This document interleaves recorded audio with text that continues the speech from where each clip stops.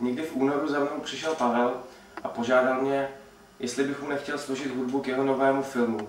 Tak jsem se trošičku zdráhal, protože jsem předtím nic takového vlastně nedělal. Byla to pro mě úplně nová věc, ale Pavel se jako zkušený režisér a producent nenechal odmítnout a nakonec mi přivezl minidisk a mixážní pult a já jsem musel začít skládat. Cílem bylo natočit autorskou hudbu, která by ale připomínala filmy s Jamesem Bondem.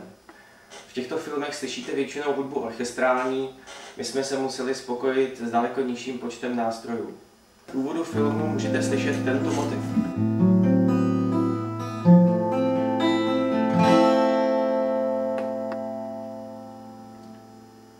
K tomu jsem posléze dohrál basovou kytaru, doprovodnou kytaru, elektrickou kytaru s efektem a když byl tento základ hotov, tak jsem teprve začal uvažovat o melodii.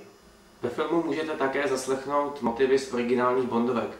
Například, když náš hlavní hrdina, agent 006, jde za svým šéfem do kanceláře.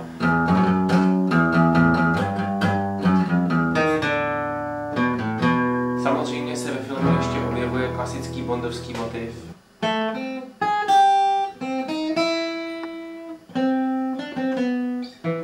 Hudbu jsem skládal na hotový film. To znamená, že skladby musely svou povahou i délkou přesně odpovídat jednotlivým scénám. Během posledních měsíců jsem zjistil, že skládání filmové hudby je mnohem větší zábava, než jsem původně čekal, ale je to také mnohem větší hudřina. Nicméně bych chtěl Pavlovi poděkovat za to, že mi tuhle příležitost dal a doufám, že se vám bude hudba líbit.